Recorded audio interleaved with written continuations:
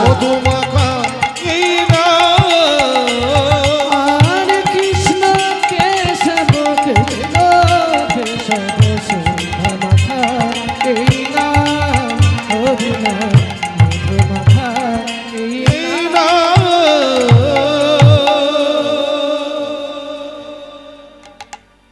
তাহলে জেনে রাখতে হবে বাবা, ভক্ত যদি চলে যায় চেনা যায় তার মরণে, আর কোনোদিনও কৃষ্ণ যদি চলে যায় চেনা যাবে তার চরণে। তাই আমার শ্রী গোবিন্দের বাম চরণ তলে যে 8খানা চিহ্ন রয়েছে আমি সবার কাছে বর্ণনা করছি, একটু মনোযোগ সহকারে ধৈর্য সহকারে এই কথাগুলো আস্বাদন করবেন। প্রথমে কি বলছে না, চন্দ্রার্ধং, একটা শ্লোকের মধ্যে বাম চরণের প্রথম চিহ্ন, তারপর দক্ষিণ চরণ বলছে চন্দ্রার্ধং, অর্ধ চন্দ্র শ্রী গোবিন্দের বাম চরণে রয়েছে, অর্ধচন্দ্র চিহ্ন। অর্ধচন্দ্র মানে আকাশে যে চাঁদ, আকাশে যে চাঁদ, সেই চাঁদ কতটা? 15 কলা, তাই তো? আকাশের চাঁদ কিন্তু পূর্ণ চাঁদ নয়, আকাশে রয়েছে 15 কলা, আর 1 কলা চাঁদ রয়েছে শিব ঠাকুরের মাথায়। এই দুয়ে মিলে তবে হয় 16 কলা চাঁদ, তাই তো? এই দুই নিয়ে তবে হয় 16 কলা চাঁদ। সামনেই তো শিব চতুর্দশী, কদিন পরেই তো শিব চতুর্দশী। হ্যাঁ গো মায়েরা, সবাই শিব চতুর্দশী ব্রত পালন করবেন তো সবাই? হ্যাঁ, ওই যে বারাণসীতে একজন ব্যাধ ছিলেন, সারাদিন ধরে শিকার করতে করতে হ্যাঁ সন্ধ্যাবেলায় যখন সে আর ঘরে ফিরতে পারলেন না, একটা বেল গাছের ওপরে বসে রইলেন, মনে মনে চিন্তা করছেন সারাদিন অনাহারে অনিদ্রায় কত কষ্ট করলাম, ঘরে আমার স্ত্রী রয়েছে, সেও না খেয়ে আমার জন্য অপেক্ষা করছে। এই কথা চিন্তা করতে করতে তার দুফোঁটা চোখের জল যেই না পতিত হলো, সেই দুফোঁটা চোখের জলের সঙ্গে বিল্লপত্র মিশ্রিত হলো। সেই বেল গাছের নিচেই ছিল একটি শিবলিঙ্গ। দুফোঁটা চোখের জল সমেত বেল পাতা শিব ঠাকুরের মাথায় এসে পড়ল। সেদিন ছিল শিব চতুর্দশী। অজান্তে ব্যাধের হয়ে গেল, অনাহারে থাকা অবস্থায় চোখের জলে শিব চতুর্দশী ব্রত পালন। হরিবোল হরিবোল। জীবন তার অতিবাহিত হয়ে গেল। যখন শেষের দিন যখন ঘনিয়ে এলো, মৃত্যুর পর যমদূত এসেছে তার দেহটা নিয়ে যাওয়ার জন্য জমালয়। তৎক্ষণাৎ শিব লোক থেকে এসেছেন শিবদূত। তারা এসে বলছে, দাঁড়াও ভাই, এই ব্যক্তি চলে যাবে শিব লোকে। কেন? এ তো ব্যাধ, সারা জীবন জীব হত্যা, পশু হত্যা, পাখি হত্যা, হত্যা করা যে মহাপাপ। এ তো সারা জীবন পাপ করেছে, এর তো নরকে যাওয়ার কথা, এ তো যেতে পারে না শিবলোকে। বলে সারা জীবন পাপ করলে কি হবে? একদিন শিব চতুর্দশী তিথিতে দুটো চোখের জলে বিল্লপত্র দিয়ে শিব আরাধনা করেছিল। চোখের জলে বেলপাতা দিয়ে চতুর্দশীতে শিব পুজো করেছিল। সেই জন্য যত পাপই তার থাকুক না কেন, ওই একটি পুণ্যের গুণে সে চলে যাবে শিবলোকে। তাহলে শিব ঠাকুরের মহিমা কেমন দেখেছেন? হ্যাঁ, অনেকে বলে শিব পুজোর প্রসাদ নাকি খেতে নেই। আমরা আসল তত্ত্বগুলো জানি না, না জেনে শুনেই নিজেদের ধর্মকে আমরা নিজেরাই ছোট করি। হ্যাঁ, মা পার্বতীর কথা মতো, মা পার্বতীর অভিশাপে শুধু শিবের পুজোর প্রসাদ খেতে নেই, কিন্তু সেই শিবলিঙ্গর পাশে আপনারা যদি শিবের মূর্তি, পার্বতী সমেত যদি মূর্তি রাখেন, নারায়ণ শিলা যদি রাখেন, সেই প্রসাদ খাবেন, কোনো অপরাধ নেই, কোনো পাপ নেই। একটা জিনিস জানতে হবে, বাজার থেকে যখন আপনি রসগোল্লা কিনছেন, নকুল দানা কিনছেন, তার নাম রসগোল্লা, নকুল দানা, মিষ্টি, সন্দেশ। কিন্তু সেই বস্তু ভক্তি ভরে আপনি যখন গোবিন্দের কাছে নিবেদন করে দিচ্ছেন, তার নাম কি আর রসগোল্লা থাকবে? তার নাম হবে প্রসাদ। বাহ! তার নাম হয়ে যাবে প্রসাদ। আর সেই প্রসাদ যদি কোনো অকিঞ্চন বৈষ্ণব সে সেবা করে নেন, সেই প্রসাদের নাম হবে মহাপ্রসাদ। হরি বল, হরি বল।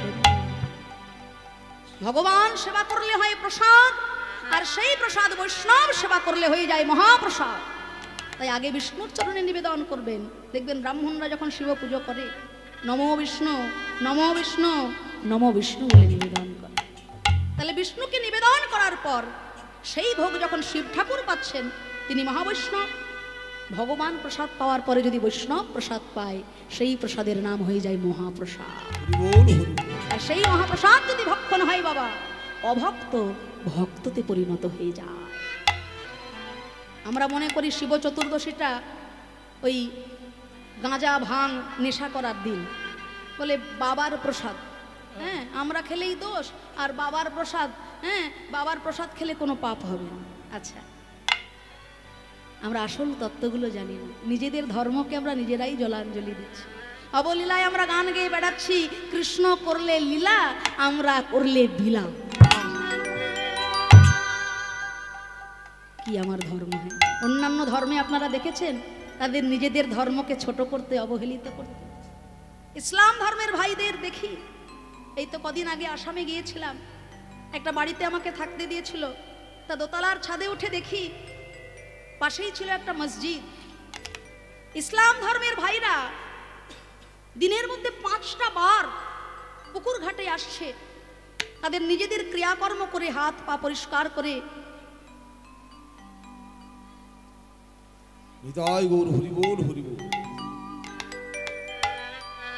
তাদের নিজেদেরকে পরিষ্কার পরিচ্ছন্ন করে হাত পা ধোয়া, কনুই ধোয়া, যেটুকু তাদের নিয়ম সেটুকু পালন করে তারা 5 বার দিনের মধ্যে 5টা বার তাদের আল্লাহর কাছে যায়, তাকে ডাকতে, স্মরণ করতে, দোয়া চাইতে, ফয়রত চাইতে। আর আমরা সনাতন ধর্মাবলম্বী মায়েরা সময় মতো সময় সময় করে সিরিয়ালগুলো আমরা খুব ভালো দেখতে জানি। হ্যাঁ, সময় হয়ে গেছে রে, আর দেরি নাই, কাজকর্ম পরে হবে, রাত পরে হবে, এখন আগে যাই, টিভিটা তো খুলি। তা আমাদের ধর্মকে বাঁচিয়ে রাখবে কারা? আমরা। আমাদের ধর্ম আজকে কোন দিকে চলে যাচ্ছে? বিদেশিরা আজকে আমাদের ধর্মে নিজেদেরকে তারা কত সুন্দরভাবে পরিচালিত করছে। তারা পড়ছে লাল পেড়ে সাদা শাড়ি, নবদ্বীপে দেখবেন, তারা পড়ছে কপালে তিলক, তারা পড়ছে ধুতি আর পাঞ্জাবি, আর আমরা একটা জিন্সের প্যান্টে যতগুলো ছেঁড়া ফাটা থাকে বাবা, তার মূল্য হয়ে যায় তত বেশি, তাই না? ছেঁড়া ফাটা প্যান্ট পরলে আমি খুব একেবারে হাই ক্লাস, তাই তো আমি আপডেটেড না। সূর্য উঠলো আমাদের ঘরে, সেই সূর্যের আলোয় ঘুম ভেঙে যাচ্ছে বিদেশিদের, আর আমরা এখনো পর্যন্ত অন্ধকার আচ্ছন্ন পড়ে আছি।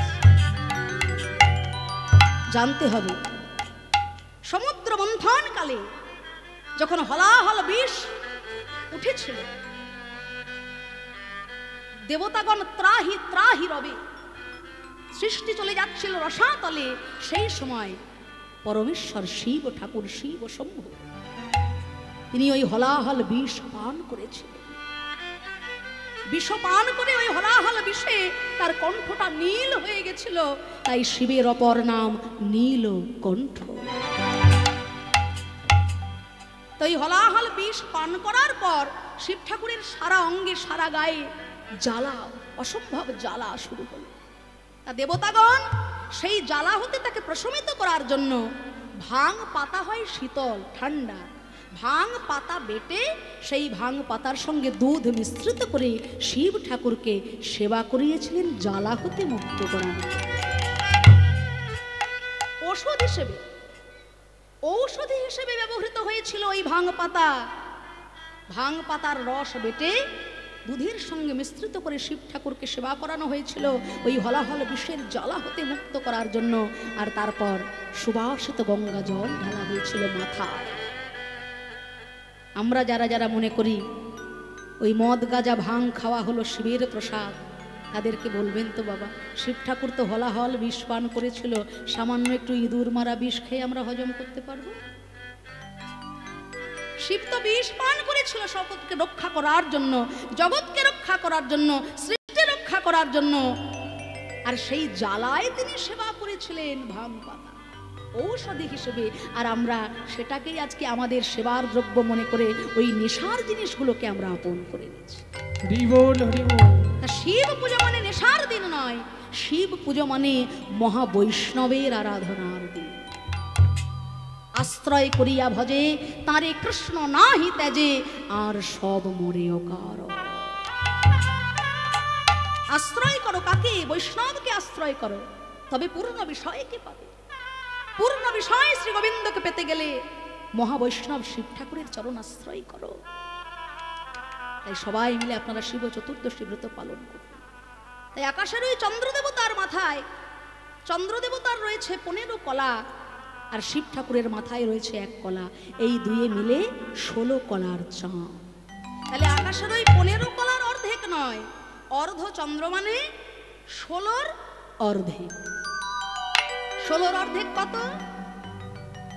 ভগবান শ্রীকৃষ্ণের জন্ম হয়েছিল যেদিনে, তিথিটা ছিল কি?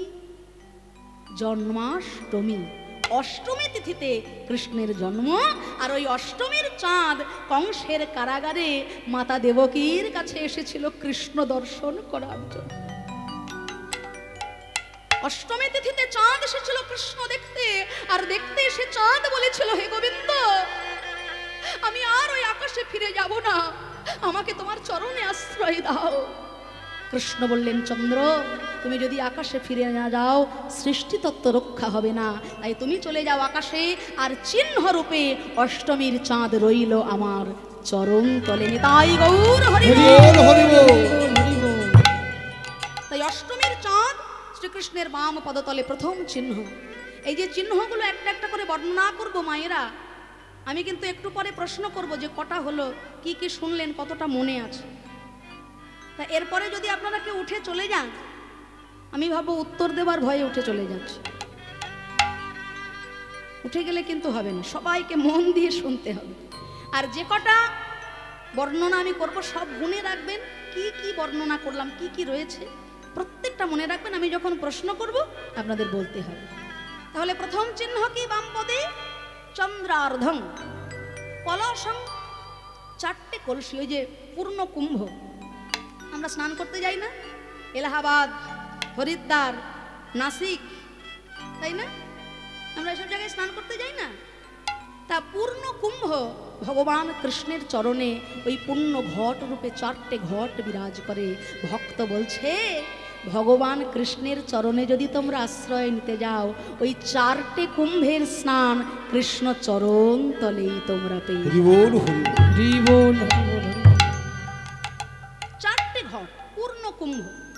ওই যে তোমরা পূর্ণ স্নান করতে যাও, কৃষ্ণ চরণে যদি আশ্রয় নাও, ওই 4টে কুম্ভ স্নান তোমাদের গোবিন্দ চরণ তলেই হয়ে যায়। হ্যাঁ, চন্দ্রার্ধং কলসং। তারপর বলছে ত্রিকোণ, 3টে কোণ। প্রত্যেকটা মানুষের 3টে করে গুণ, সত্য, রজ, তম। এই 3টে গুণ 3টে কোণ রূপে ভগবান কৃষ্ণের চরণ তলে বিরাজ। চন্দ্রার্ধং কলসং ত্রিকোণ ধনুষী। ধনুষী মানে হচ্ছে ধনু। ভগবান কৃষ্ণ যখন রাস রজনীতে, রাসস্থলিতে সপ্তম রন্ধ্রের শান দিয়েছিলেন, তখন কামদেব মদন মনে মনে চিন্তা করেছিল যে আমি নিশীথের বন্ধু রাত্রিকালে কত কাম কামিনীকে আনন্দ দিই। হ্যাঁ, আমার 5টি বাণ আছে, মদন, মাদন, মোহন, শোষণ, স্তম্ভ। এই 5টি বাণের হাত থেকে কারোর নিস্তার নয়। একটি বাণ নিক্ষেপ করেছিলাম সৃষ্টিপতি ব্রহ্মার প্রতি। বাণের আঘাতে সৃষ্টিপতি ব্রহ্মা নিজ কন্যার প্রতি ধাবিত হয়েছিলেন সম্ভোগেরা। আরেকটি বাণ নিক্ষেপ করেছিলাম দেবরাজ ইন্দ্রের প্রতি। বাণের আঘাতে দেবরাজ ইন্দ্র নিজ গুরু পত্নী অহল্যাকে সম্ভোগ করেছিলেন। সেই কথা চিন্তা করে শারদীয়া পূর্ণিমা রজনীতে মদন নিজ বাণ নিক্ষেপ করলেন গোবিন্দে।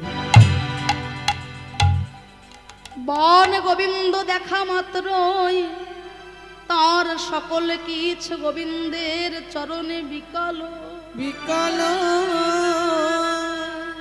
বলে আমাদের মালিক তোমায় চিনতে ভুল করলেও আমরা ভুল করি না। মদনের ওই 5টা বান গোবিন্দের চরণে আশ্রয় নিল এসে, আর সর্বহারা হয়ে সব কিছু খুইয়ে মদন তখন নিজেও আমার গোবিন্দের কাছে আশ্রয় নিল আর বলে, হে গোবিন্দ, অহংকারে মত্ত হয়ে আমি তোমায় চিনতে ভুল করলাম। এই আমি তোমার চরণ ছুঁয়ে কথা দিলাম, আমি কথা দিলাম,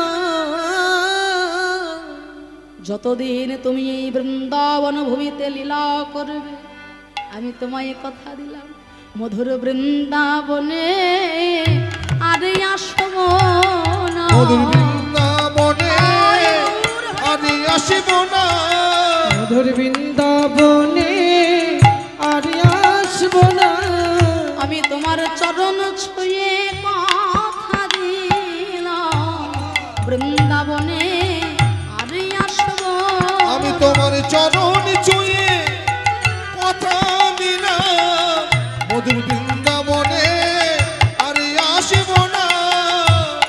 মদন আশ্রয় নিল গোবিন্দের চরণে, ভগবান ক্ষমা করে দিলেন মদনকে, আর মদনের ওই বাণ এসে সেদিন শ্রী গোবিন্দের বাম চরণ তলে আশ্রয় নিল। হরি বল, হরি বল। মদনের ওই ধনুর বাণ গোবিন্দ চরণে আশ্রয় নিল। তাহলে বাম চরণে কটা চিহ্ন শুনলেন এতক্ষণে? হ্যাঁ, 8টা হয়ে গেল। বলে আমরা শুনছি কিন্তু অত গুনছি না, ফুচকা খাই তাতেই গুনতে পারি না, আবার এসব কীর্তনে আবার গুনাগুনি। চন্দ্রার্ধং কলসং ত্রিকোণ ধনুষ, 4টে হল, 4টে মনে রাখবেন কিন্তু, আবার বলবো। তারপরে বলছে খং, খং মানে হচ্ছে গোল চিহ্ন। এই পৃথিবী ধরিত্রী যখন এসে ভগবানের চরণতলে আশ্রয় নিল, ভগবান বললেন, পৃথিবী তুমি চিহ্ন রূপে এসে আমার বাম চরণে বিরাজ করো। পৃথিবী যখন এসে আমার গোবিন্দের চরণে আশ্রয় নিল, ওই গোল চিহ্ন রূপে পৃথিবী গোবিন্দের বাম পদতলে আশ্রয় নিল। এই হলো খং। তারপর কি বলছি? গোষ পদ মানে গরুর পায়ের চিহ্ন। ভগবান দুজনকে খুব ভালোবাসে, দুটি জীবকে ভগবান খুব ভালোবাসেন। ভগবানের প্রণাম মন্ত্রে আপনারা সেটা জানেন। প্রণাম মন্ত্র কি? নমো ব্রহ্মণ্য দেবায় গো ব্রাহ্মণ হিতায়। তাহলে দুজনকে ভগবান খুব ভালোবাসেন, গো গরু আর ব্রাহ্মণ। যারা যারা ব্রাহ্মণ আছেন তারা যেন ফুলে ফেপে ঢোল হয়ে যাবেন। ব্রাহ্মণের মধ্যেও তারতম্য আছে। আমি ব্রাহ্মণ, সবাই আমাকে প্রণাম করে, এই প্রণাম কর, সবাই আমাকে মানে, আমি বর্ণ শ্রেষ্ঠ, অথচ সারাদিন ধরে আমি মদ খেয়ে নর্দমার ধারে উল্টে পড়ি আছি। আমার মতো ব্রাহ্মণ কিন্তু ভগবান ভালোবাসেন। যে ব্রাহ্মণের মুখে বেদ মন্ত্র উচ্চারিত হয়, বেদ হলো ভগবানের অত্যন্ত প্রিয় প্রাণ, যে ব্রাহ্মণের মুখে বেদ মন্ত্র উচ্চারিত হয় ওই মদ খাওয়া ব্রাহ্মণ নয়, বেদ মন্ত্র উচ্চারিত হওয়া ব্রাহ্মণ ভগবানের অত্যন্ত প্রিয়। যদি কোনো ব্রাহ্মণ বেদ মন্ত্র না উচ্চারণ করতে পারে, সারাটা দিনের মধ্যে ত্রিসন্ধ্যা গায়ত্রী মন্ত্র যদি জপ করতে পারে, সেই ব্রাহ্মণও ভগবানের অত্যন্ত প্রিয়। তাহলে গরু আর ব্রাহ্মণ এনারা দুজন হলে ভগবানের অত্যন্ত প্রিয়। হ্যাঁ, তা অরিষ্টাসুর নামে একজন অসুর ভগবানকে বিনাশ করবার জন্য, ধ্বংস করার জন্য সে চিন্তা করলো, আমি যদি অসুর রূপে যাই তাহলে আমাকে মেরে ফেলবে, তাহলে আমি তাকে শেষ করতে পারবো না। কিন্তু গরুকে ভগবান খুব ভালোবাসেন, তাই ওই অরিষ্টাসুর একটি গরুর রূপ ধারণ করে গেছিলেন কৃষ্ণের কাছে। দেখলেন যে এতগুলো গরু আমার সঙ্গে খেলা করছে, আমাকে ভালোবাসছে, জিহ্বা দিয়ে আমার অঙ্গ লেহন করছে, কিন্তু সবার মাঝে একটা গরু বারে বারে শিং দিয়ে আমাকে গুঁতোতে ছুটে আসছে। কি রে বাবা, আমার 9 লক্ষ গরু বাছুর, কেউ আমাদেরকে কোনোদিনও গুঁতোতে আসে না, তাহলে এই গরুটা আমাকে বারবার গুঁতোতে আসছে কেন? ভগবান পরে দেখতে পেলেন সব গরুর গায়ের ছায়া পড়ছে মাটিতে, কিন্তু এই গরুটার গায়ের কোনো ছায়াই পড়ছে না। গরুটার গায়ের কোনো ছায়া মাটিতে পড়ছে না। ভগবান ভেবে দেখলেন তাহলে এটা কোনো গরুই না।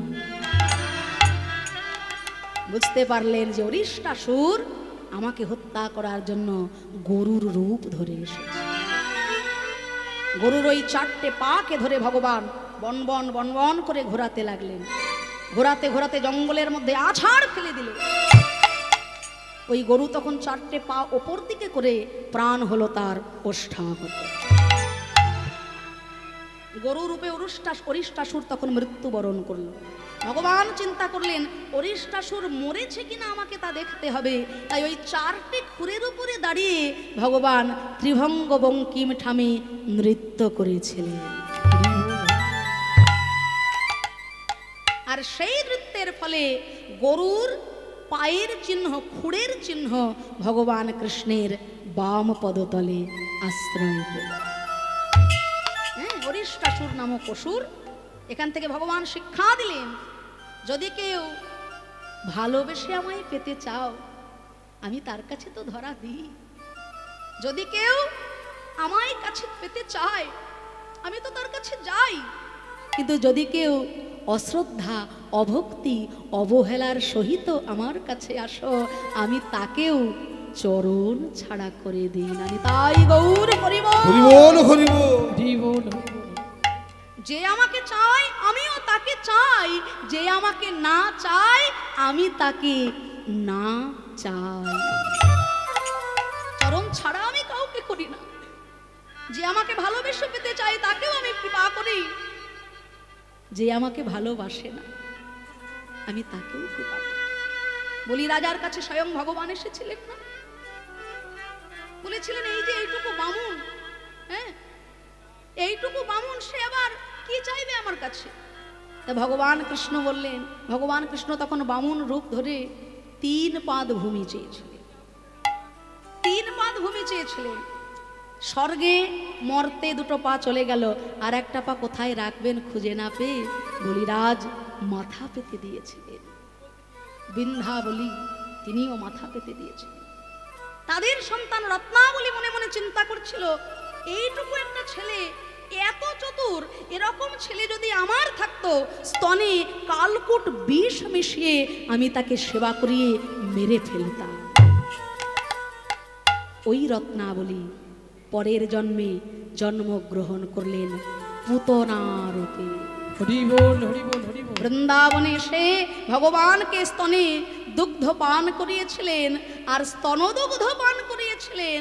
তিনি কিন্তু ভালোবেসে পান করাননি, হ্যাঁ, তার কটাক্ষ দৃষ্টিতে ভগবানকে স্তনদুগ্ধ পান করালেও ভগবান কিন্তু তাকে মাতৃলোকে আশ্রয় দিয়েছেন। নিতাই গৌর হরি বল, হরি বল। যেখানে মাতা দেবকীর স্থান, যেখানে মাতা যশোমতীর স্থান, সেইখানে জায়গা দিয়েছিলেন ভগবান ওই পুতনাকে। কেন? না ভালোবেসে হলেও সে তো আমাকে দুগ্ধ পান করানোর জন্য এসেছিল। তাই বলছে চন্দ্রার্ধং কলাশং ত্রিকোণ ধনুষী খং গোষ্পদ। কটা হলো? 6টা। আচ্ছা, তারপরেরটা হচ্ছে প্রষ্ঠিকা, মানে পুঁটি মাছ। হ্যাঁ, সত্যযুগে সত্যব্রত মনু তিনি যখন দান করেছিলেন, দান করতে করতে তার মনে একবার হয়েছিল অহংকার। ভগবান কারোর অহংকার রাখেন না, সেই জন্য একটা ছোট পুঁটি মাছের রূপ ধারণ করে ওই সত্যব্রত মনুর কাছে এসে বললেন, মহারাজ আপনি তো এত দান করেন, আমাকে কিছু দান করতে পারবেন? বলে, আমি সবাইকে এত কিছু দান করলাম, সামান্য একটা মাছকে দিতে পারবো না? বলো তুমি কি চাও? যে হে ভগবান, হে দয়াময় রাজন, আপনি আমাকে অভয় দান করুন। জবাব হয়? ঠিক আছে, আমি যে সরোবরে স্নান করি সেই সরোবরে আজকে থেকে তুমি থাকবে, তোমাকে কেউ মারতে পারবে না। ঠিক আছে, যেই না সরোবরে নিয়ে গিয়ে পুঁটি মাছটাকে ফেললো, পুঁটি মাছটা সরোবরের আকার ধারণ করল। সত্যব্রত মনু অবাক হয়ে গেলেন, সামান্য একটা পুঁটি মাছ এত বড় রূপ ধারণ করেছে। পুঁটি মাছ বলে, মহারাজ এখানে আমার জায়গা হচ্ছে না, আপনি আমাকে একটা বড় জায়গা দিন। বড় একটা পুকুরে নিয়ে গিয়ে রাখলো, পুকুরের রূপ ধারণ করেছে। বিশাল একটা জলাশয় নিয়ে রাখলো, সেখানে জলাশয়ের রূপ ধারণ করেছে। পরে আর কোথাও যখন জায়গা হচ্ছে না, তাকে সাগরে নিয়ে গিয়ে ফেলে দিল, সমুদ্রের আকারে হয়ে গেল পুঁটি মাছ। সত্যব্রত মনু বললেন, হে ভগবান, সত্যি করে বলুন আপনি কে? আপনি এই পুঁটি মাছের রূপ ধরে আমার সঙ্গে ছলনা করতে এসেছেন, আপনি কে? তখন ভগবান ওই পুঁটি মাছের ভেতর থেকে শঙ্খ, চক্র, গদা, পদ্মধারী নারায়ণ রূপ দর্শন দিলেন। সেই পুঁটি মাছের চিহ্ন ভগবানের চরণতলে, আরেকটি শঙ্খ ভগবানের শ্রীচরণতলে। এই নিয়ে হলো ভগবানের শ্রীচরণে বাম পদতলে 8খানা চিহ্ন। আবার যদি কোনোদিন আমি আসি, দক্ষিণ পদতলের 11খানা চিহ্নের বর্ণনা আমি করব। কেননা আজকে সংক্ষেপে 8খানি বর্ণনা করলাম, কেননা এই বর্ণনা যদি সারা রাত করতে যায় রূপ আমার আস্বাদন হবে না। সেই জন্য আজকে বাম পদের চিহ্ন বর্ণনা হলো। আবার যদি কোনোদিন আপনাদের মতো ভক্ত পাই, দক্ষিণ পদতলের 11টি চিহ্নর বর্ণনা আমি করব। তাই আজকে রাধারানী আমার বলছেন, সাজনী রে অমুখ মণ্ডল জিতে সখী শারদ সুধাকর। আদি অমুখ মণ্ডল জিতি শারদ সুধাকর। শ্যামের তনু রচি তরুণ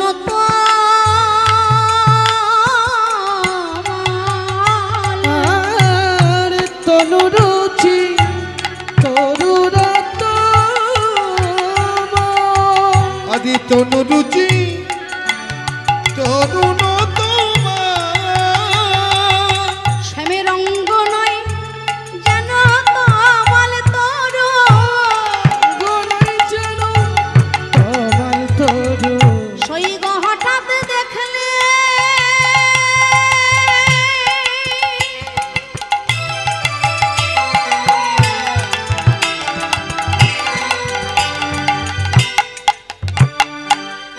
সৈগ হঠাৎ দেখলে এই মনে হয় অঙ্গ নয় যেন তোমার তরু। হঠাৎই দেখিলে এই মনে হয় বলিও ললিতায় অবিশাখা, হঠাৎ দেখলে এই মনে হয় বলিও ললিতায় অবিশাখা। হঠাৎই দেখলে এই মনে হয় ললিতায় বিশাখা, হঠাৎই দেখলে এই মনে হয় ললিতায় বিশাখা, হঠাৎই দেখলে এই মনে হয় ও ললিতায় বিশাখা, হঠাৎই দেখলে এই মনে হয় ও ললিতায় বিশাখা, হঠাৎই দেখলে এই মনে হয় ও ললিতায় বিশাখা। হঠাৎই দেখলে এই মনে হয় শ্যামের অঙ্গ নয় জানো তমাল তরু। শ্যামের তনু রচি তরুণ তমাল। আদি তনু রুচি তরুণ মুখমণ্ডল জিতি শারদ সুধাকর। শ্রী গোবিন্দের মুখমণ্ডল দর্শন করে মনে হয় যেন নীল গগনে এই মুহূর্তে যেন একটি পূর্ণ চন্দ্র প্রকাশিত হয়েছে। শ্রী গোবিন্দের শ্রী অঙ্গে 24.5খানা চন্দ্রের উদয় হয়। 24.5টা চাঁদ। যে সকল ভক্তগণ দীক্ষা নিয়েছেন, শিক্ষা নিয়েছেন, তারা গুরুমুখে শুনবেন শ্রী গোবিন্দের অঙ্গে 24.5টা চন্দ্র কিভাবে উদয় হয়।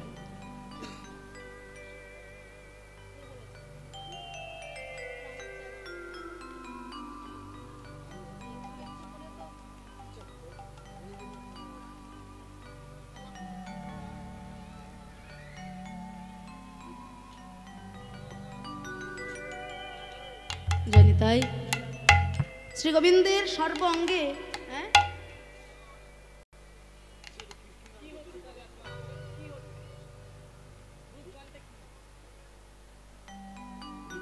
আপনাদের কি কোনো অসুবিধা হচ্ছে? আপনাদের কি কোনো অসুবিধা হচ্ছে?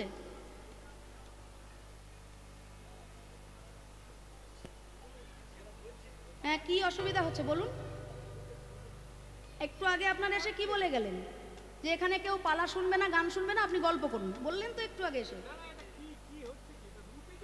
একটু আগে কমিটির তিনি বললেন কৃষ্ণের চরণের বর্ণনা করুন। আপনার কাকার কাছে শুনেছি কৃষ্ণের চরণের বর্ণনা করুন।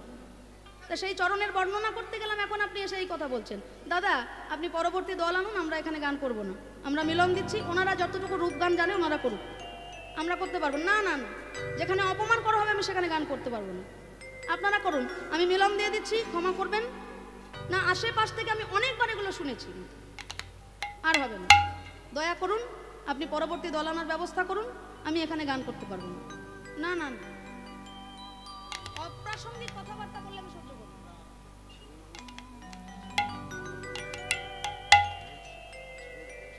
আপনারা করুন না, আমরা জানি না, শুধু শুধু আসলটাকে নষ্ট করবেন। আপনার ভালো লাগবে না শুনবেন, কিন্তু আর পাঁচটা মানুষকে কেন বিরক্ত করছে? কিছু জানেন না, ফোন কেন দিচ্ছে না, নষ্ট করে দিচ্ছেন পরিবেশটাকে। এটা কি করলেন? আসলে বন্ধ করে কি নষ্ট হচ্ছে? আপনি ওর দল নিয়ে আসুন, আমি পারবো না, আপনি দল নিয়ে আসুন, আমার মন একবার ভেঙে গেলে আমি গান গাইতে পারবো না। আপনি দল নিয়ে আসুন, ওরা কিরকম রূপ হয় করুক, আমি অনেকক্ষণ সহ্য করছি। এক্ষুনি এসে বলে আমার গল্প করুন, আমাদের অনেকক্ষণ ধরে বলছি। যারা ভক্তি ভরে শুনবে তাদের শুনতেও দেবে না।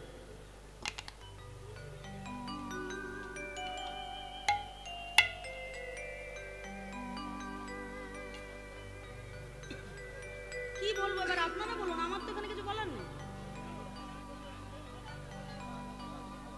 কমিটির একজন বয়স্ক মানুষ তিনি এসে আমাকে অনুরোধ করলেন যে আপনার কাকার কাছে কৃষ্ণের চরণের বর্ণনা শুনেছি, আপনি চরণের বর্ণনাটা করুন। তার রূপের বর্ণনা তো চরণ থেকেই শুরু হয়। তা আমাকে বললেন 11:30 পর্যন্ত করতে।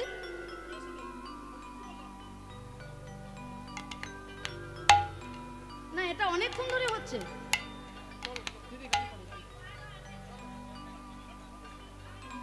গান বাজনা তো একটা মনের ব্যাপার, হ্যাঁ, মনটা নষ্ট হয়ে গেলে সেখানে গান করা মুশকিল হয়ে যায়। জয় রাধে। তাই শ্রীমতী রাধারানী বলছেন, সখীরে অমুখ মণ্ডল যদি শারদ সুধা করো, শ্রী গোবিন্দের বদনখানি হলো অকলঙ্ক পূর্ণ চাঁদের নেই। 24.5টা চাঁদ শ্রী গোবিন্দের সর্ব অঙ্গে বিরাজিত। তা 24.5টা চাঁদ কৃষ্ণের অঙ্গে কোথায় কোথায় বিরাজ করছে, এইগুলোই তো রূপ। রূপ মানে অন্য কি? এই যে বর্ণনাগুলো, এগুলোই তো রূপ।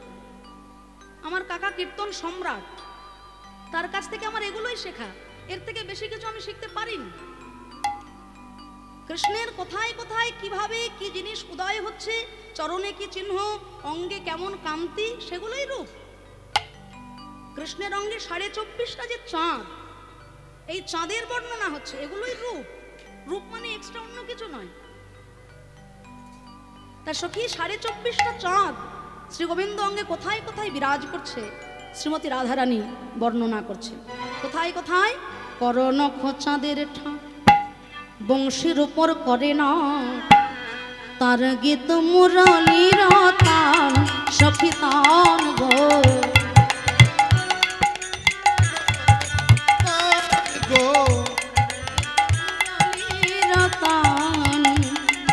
সখী পদনখ চন্দ্রগণ তলি করে নর্তন, চন্দ্রগণ নুপুরের ধ্বনি যার গান সখী গান গো। দেখো রুনু ঝুনু বাজিছে, রুনু ঝুনু বাজিছে ওই চরণ পেয়ে সোনার নূপুর রুনু ঝুনু বাজিছে এই চরণ পেয়ে সোনার নূপুর রুনু ঝুনু বাজিছে বলছে করনক চাঁদের ঠাট বংশের উপর করে না। শ্রী গোবিন্দের হাতে যে পাঁচটি পাঁচটি করে 10টি আঙুল আছে, সেই 10টি আঙুলের 10টি নখের মধ্যে 10টি চন্দ্র বিরাজিত। আর সেই 10টি চাঁদ যখন মনের আনন্দে নৃত্য করে উঠেছে, বেজে উঠেছে শ্রী গোবিন্দের হাতে মোহন মুরলী। হরি বল হরি বল হরি বল। ভক্ত বলছে এই মুরলী কে? এই মুরলী হলো আগের জন্মে মাতা সরস্বতী। মা সরস্বতী ভগবান কৃষ্ণের কাছে বলেছিলেন, হে গোবিন্দ, তুমি তো বৃন্দাবনে যাবে লীলা করতে, যে চা চাই তুমি তাকে তাই দাও। তোমার শ্রী চরণে আমার নিবেদন, আমি যদি তোমার কাছে কিছু চাই আমায় দেবে দয়া। সরস্বতী, তুমি চাইবে আর আমি দেব না? বলো তুমি কি চাও। হে দয়াময়, দিতে যদি হয় বৃন্দাবনে গিয়ে তুমি যেন তোমার অধর সুধা আমাকে পান করবে। কৃষ্ণচন্দ্র চিন্তা করলেন, এই আবার কেমন কথা? হ্যাঁ, আমি একটা দিনের জন্য চন্দ্রাবলীর কুঞ্জে যাব, তার জন্য রাধারানীর মান ভাঙাতে, হ্যাঁ, ওই আলা ভোলা গোয়ালিনীর চরণ তলে আমাকে গড়াগড়ি দিতে হবে, তাই না? তা তুমি যদি এখন আমার অধর সুধা পান করতে পারো, তাহলে তো কোনোদিনই রাধারানীর মান ভাঙবে না। তবে হ্যাঁ, শোনো হে সরস্বতী, তোমার মনোবাঞ্ছা পূর্ণ করব আমি, কিন্তু সে কথা তুমি জানবে, আমি জানবো, ব্রজে আর কেউ জানবে না।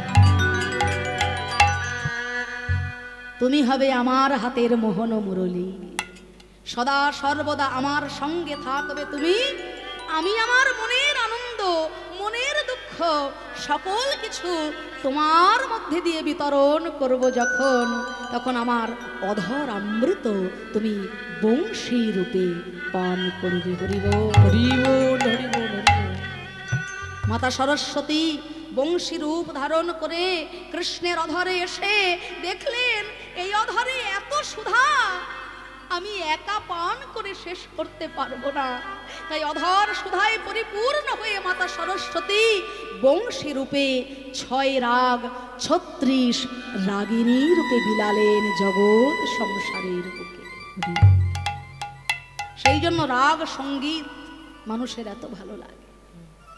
এই রাগ সঙ্গীত অন্য কিছু নয়, 6 রাগ 36 রাগিনী স্বয়ং শ্রী ভগবানের অধর অমৃত প্রকাশ।